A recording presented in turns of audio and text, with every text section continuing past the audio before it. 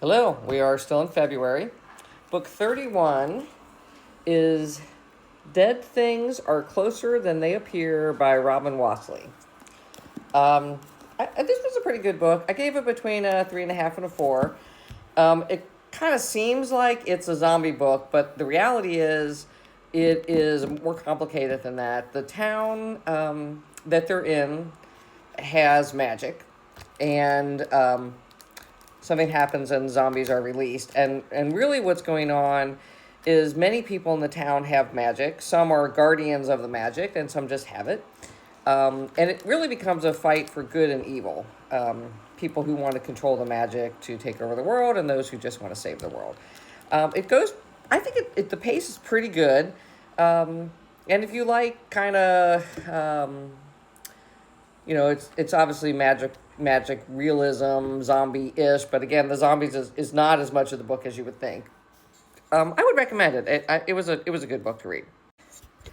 Book 32 was an audiobook that I read while I was walking my dog. It's called Bliss Montage by La Ming.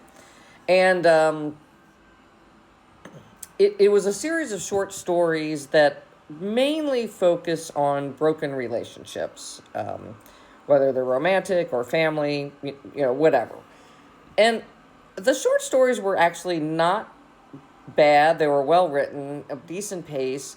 The problem with many of the short stories for me was they kind of were a snapshot in time, but then there wasn't really an ending. And I know some people like to write short stories that way.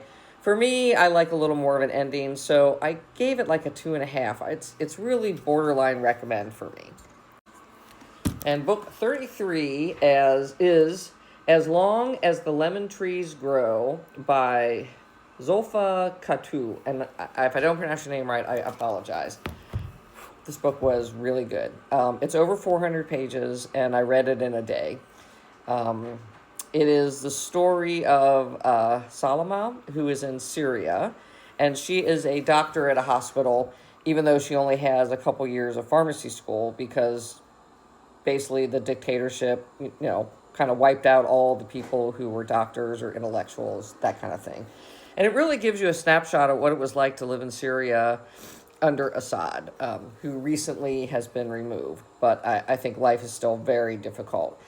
It's a hard book to read. There's a lot of unhappy things. There are some happy things too, though. It's just a great snapshot of really what it's like to live in Syria. I gave it a 5. I really enjoyed it and would highly, highly recommend it.